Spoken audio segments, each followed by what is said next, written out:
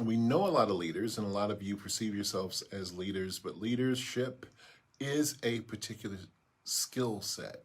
There's a group of skills Yeah. involved in that, and it goes beyond just a desire to be perceived as a leader for what it can bring to you, in whatever field of endeavor you happen to be in. Right, But right, actually leading other humans is, well, typically it's more than a notion. right. And also, there tends to be in leadership a very high bar for what constitutes excellent leadership.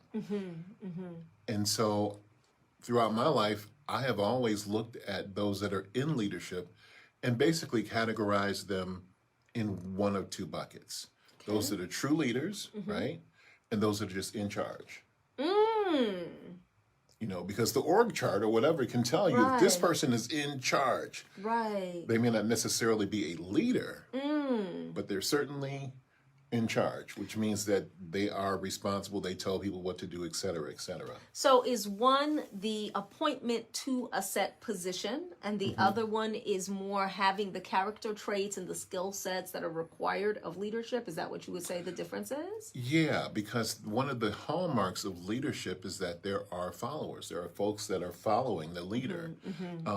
So, yes, we all lead ourselves in various ways, but Or at least leading, we should. we should, we should, but leading other humans in whatever endeavor that is, that requires a particular skill set, and it may go beyond the appointment. It may not necessarily be appointed as a leader, but when there's a decision that needs to be made, or what's the next step, or where do we go from here, heads will swivel and look in that particular direction. Right, because that person has that leadership characteristic, right? And that does kind of bring up something kind of interesting because often it is taught that you should not seek leadership, you shouldn't seek to be a leader, then what that means is that if you don't see yourself as a person, or even if you do see your person as, oh, I have leadership skills, I just have default leadership skills, or maybe you don't, either way it goes, there's nothing that encourages you to seek leadership skills as its own thing. Right. In other words, often it is easy to believe that I will have leadership skills because I have studied the discipline in which I want to lead. So I'm a baker, for instance, and I have studied baking, and I know how to be a baker. I know how to bake really, really well. So therefore, that would automatically make me a good head baker, or that would automatically make me a good lead baker. And what I'm hearing you say is that those two things don't always go together, and it's important to Not recognize necessarily, that. right? Because you can even be a genius in that particular thing, right? Right. You just go in there, you don't measure anything out, but you know what? When you come out of there with the finished product, it is amazing and wonderful, and everybody loves it. Right. But here's the thing: right, nobody knows how you did it, Right. and you can't even tell somebody how you did what you did. Right. Right. And How many times have you found a baker that's like that? Oh my God, this is so good. How did you?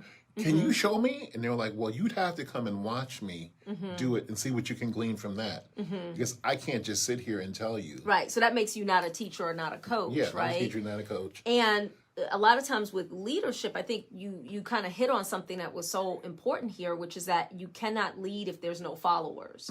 And so because everyone gets to decide, so this might explain why so often in corporate environments you have a lot of dissonance and a lot of conflict, right? Is because this is the person who is, what'd you say, in charge, but that person has not been selected as a leader May not by be those necessarily a leader, right? who are following them, right? They're like, I just have to do what you say do because you're my boss, but not because I necessarily respect you as a leader.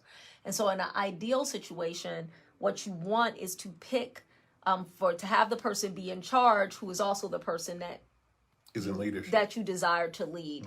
And also that's what brings us full circle to where we are, which is and what we're talking about today, which is how to cultivate the characteristics of leadership. Right, because there are some specific characteristics that leaders manifest, and that you say, okay, well, what's the how? How do you get to that point beyond just, I really desire to be perceived as a leader. I really desire to lead how do you, what do you do? What do you do? Well, And there there's are- a lot. There's a lot, but there are some specific, very specific things that leaders do that are leaders that are very effective. This is the things that they do. Yeah, and that's what we're talking about today is effective leadership. And the things that we want to bring up today are things that a lot of times people don't do. Sometimes there's a because it's just not known. So we're going to bring these things up because we haven't heard very many people even talk about it when it comes to leadership.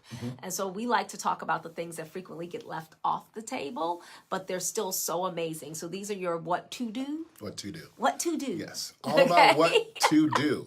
So As a leader. yes.